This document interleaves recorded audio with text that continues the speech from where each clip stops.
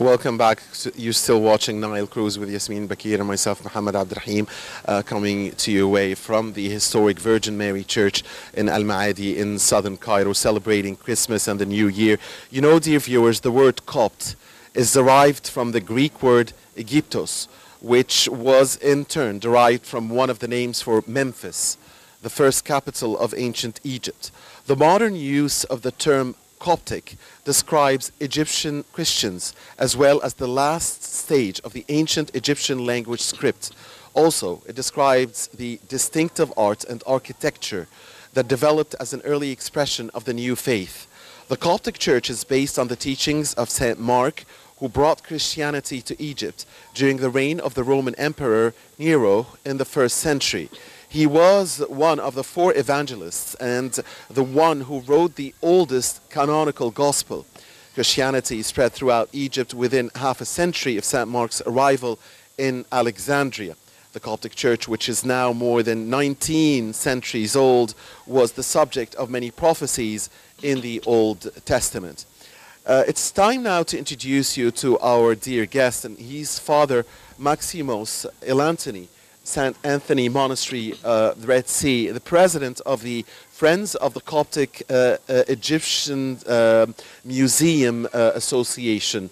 Thank you very much, Father Maximous. Merry Christmas. Thank you. Thank you very much, Father Maximous. Merry Christmas to you, of course. Welcome, And thank you. we are celebrating the birth of Jesus Christ, and Jesus Christ was born along with lived with his mother in Bethlehem, and that was also under poor circumstances. Tell us more about the circumstances of the birth and the living of Jesus Christ. The birth of Christ done in the 1st century, before the 1st century, and the birth, the significance of the birth, that Jesus Christ is coming as the Savior of the humanity. And He is our Lord, and the mission of His coming to the earth is to save the humanity. He didn't come as an emperor. He didn't come as a strong man or powerful man. He didn't come to build his empire. He didn't come for show, but he came for a special mission. And to do this special mission, nobody can do it. No man can do it. It should be done by God only. He can do that because God, He is the only one who can save the humanity. Why? When Jesus Christ incarnated on the earth, He came as the Son of God. And the Son of God, He came and He knows exactly His mission. He came in a poor life. He was born in a poor place. He was born from a poor Our Lady Mary, to show that He is not interested on the earth. He is interested on the heaven, which means to be rich, this is only can be on the earth. But to be rich in the heaven, you have to be rich on the earth. And this is why He came as a poor man, to show people that you should take care of our mission or my mission. My mission, I came not as a king, not as an emperor. I came as the poor to save you because I have more power than to be a king or an emperor. This is why He came in a poor condition, as a poor child born in the manger of animals. Father Maximous, there are 3 different dates to celebrate Christmas. December 25th, of course, December 31st, and January 7th. Please explain to us the differences. Make it easy. the Egyptians, they started their calendar something like 4,000 before Christ. And their calendar, it was according to the Sirius, which is now the 11th of September. But in that time, they calculate their calendar according to the appearance of the Sirius, which is a star appear once a year in a certain time and a fixed time. And this is why the calendar of the old Egyptian, it was really fixed calendar, and this is why we still use it till now in the agriculture, because there is no change in this calendar. But the Romans, they started to create their calendar, and this was 46 before Christ. They create their calendar. The Gregorian calendar. No, the Roman, Okay. the Roman one. Okay. Because in that time, the only calendar, it was the Egyptian. Yeah. They create the Roman, and then the Roman year, it was 355 days only, not 65. And this calendar of the Roman, it was exact calendar according to the weather of the year. And then in the 6th century, the Emperor Julian, he started to adapt this calendar to make the Julian calendar. And he did it 365 days. But in that time, the calculation of the time exactly in the minutes and seconds, it was not exact. And he did his calendar with 365 days and 6 hours. Then in the 6th century, there is a monk called Dionysius from the Roman Church. He started to use this calendar and to rename the calendar according to the birth of Christ. This is why we call it the calendar for the birth of Christ. And this, it was only in the 6th century. It wasn't used for the birth of Christ before the 6th century. It was used only as a Roman calendar. But from 6th century, they started to use it as the birth calendar for Christ. And then in the 16th century, there's the Pope Gregorian XIII from the Roman Church. He started to recalculate the Julian calendar again and says, oh, the day is not exact 24 hours. The day is 23 hours and 48 minutes, 48 minutes and 46 seconds, and he started to recalculate it. When he recalculated, he dropped in the 16th century, he dropped 10 days. Which means he make a difference between the Julian calendar and the Gregorian calendar. And for example, in that time it was 4th or 5th of October, and then it became 15th of October. And when he dropped the 10 days in that time, it make a difference between the two calendars. And then the Christian in Egypt, which means the Copts, they were not using this calendar. They were using the Coptic calendar. And the Coptic calendar started in 284 by the time of Diocletian. And they following the Coptic calendar, which is the Egyptian calendar. And till now, when we celebrate, for example, the beginning of the Coptic calendar, which is the 11th of September, till now, this is the beginning of the series, which means, again, we came back to the Egyptian calendar. We are following that. And now there's a difference between the Julian and the Gregorian. Why? Because when they calculated in the 16th century, the difference was 10 days. But from 1901 till 2000,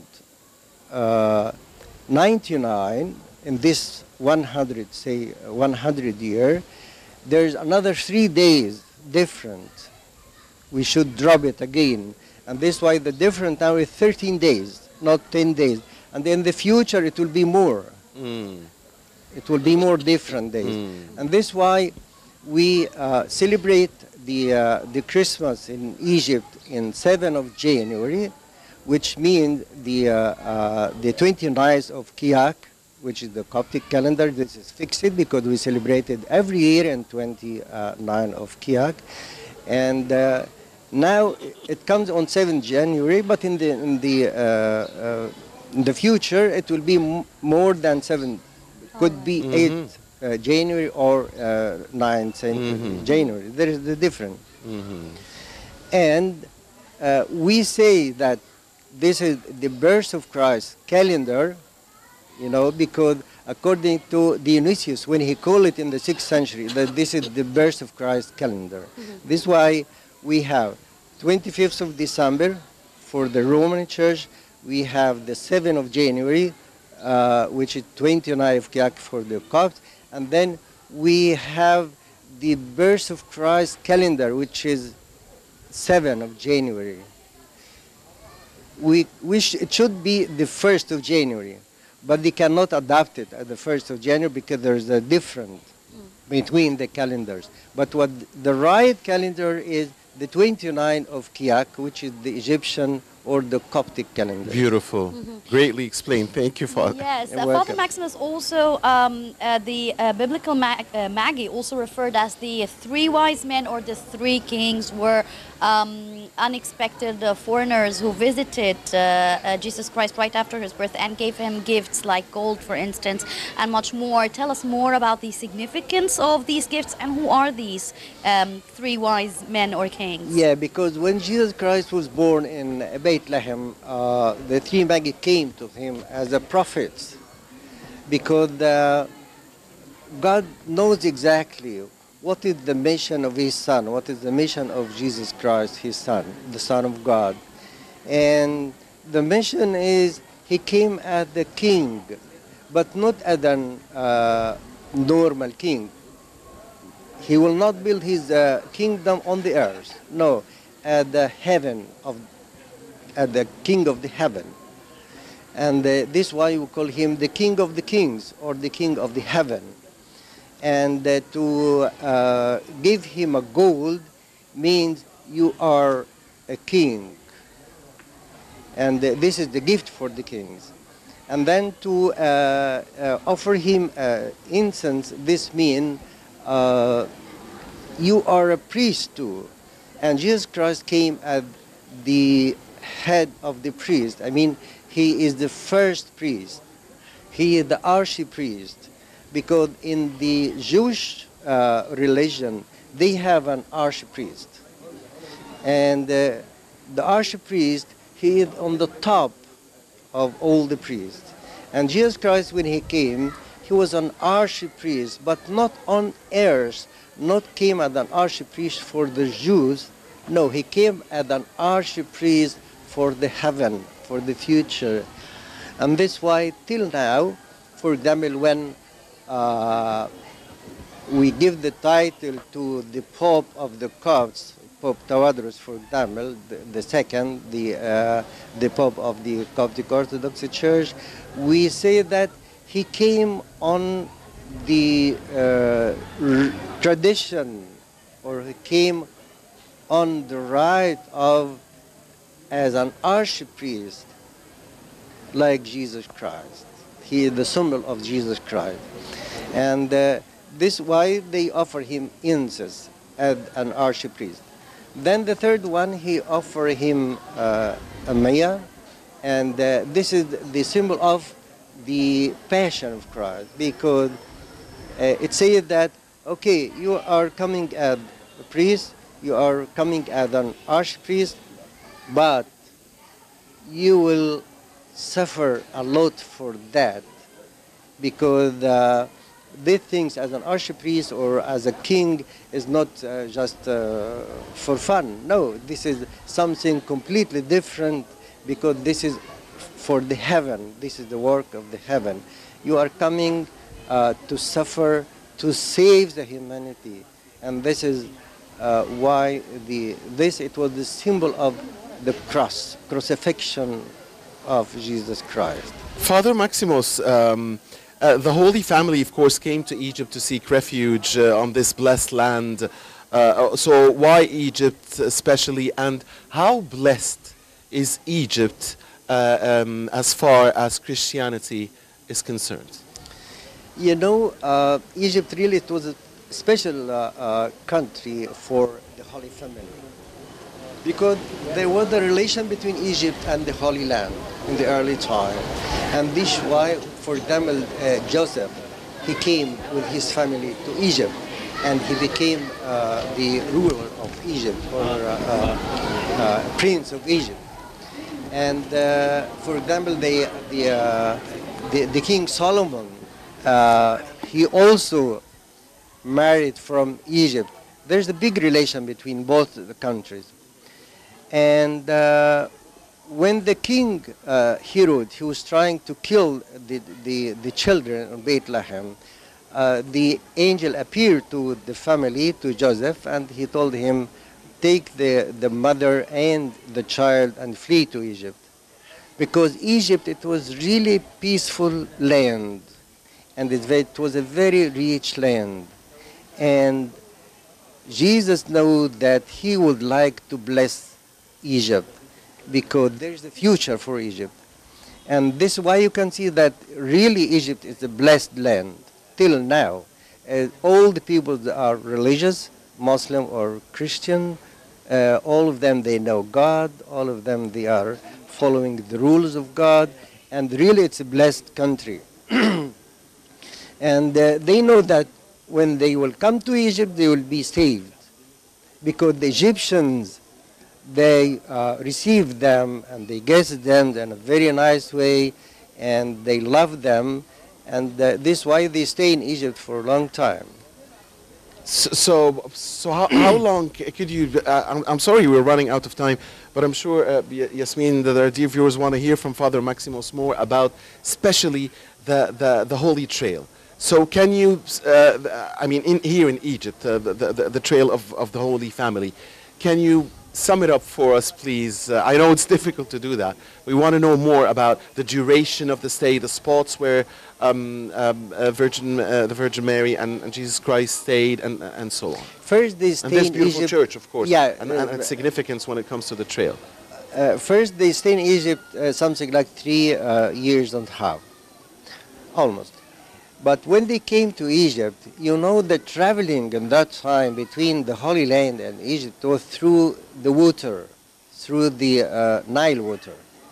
And not only Nile water, but walking too. And they came from the east of Egypt through a canal called Pelusium. And Pelusium, it was connecting the Nile from old Cairo till the Mediterranean and the Red Sea. And this is why, till now, there is a place in Mediterranean called Baluza, which means it was Pelusium, the branch from the Nile. And they enter Egypt from the east, from a place called Farama. And they're now in Farama, they're big site for a big community of churches, but of course it's an ancient churches now, it's not exist anymore. And they started to move from Farama to inside Egypt. And to inside Egypt, they visited all the delta, they visited the desert of Wadi Natrun, and then they came to Cairo. And they came here to this church in their trip. And from here, they took the Nile. And this is why you can find there's the steps leading down to the Nile. Because maybe it was a harbor at that time, or a place for boats, something like that. And they took the boat from here, from this church to Upper Egypt, till they reached Asyut, and then they came back to their country, to the Holy Land, and they lived there in their Holy Land. And this is why this church, the Church of St. Mary. It's very famous church on the route of the Holy Family.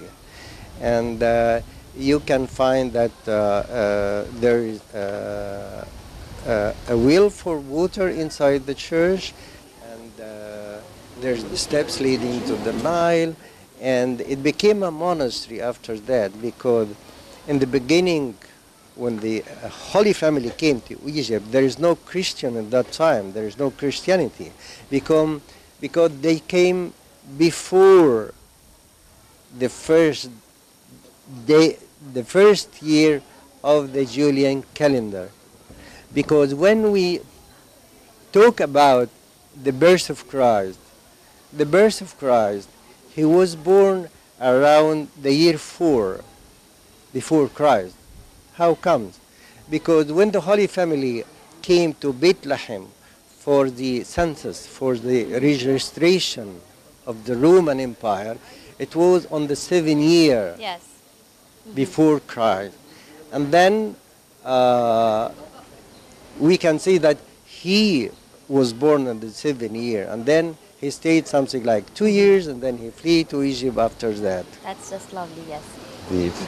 Thank you very much, Father Maximous. It's been a great pleasure. Merry Christmas, Happy New Year. Unfortunately, our time is up.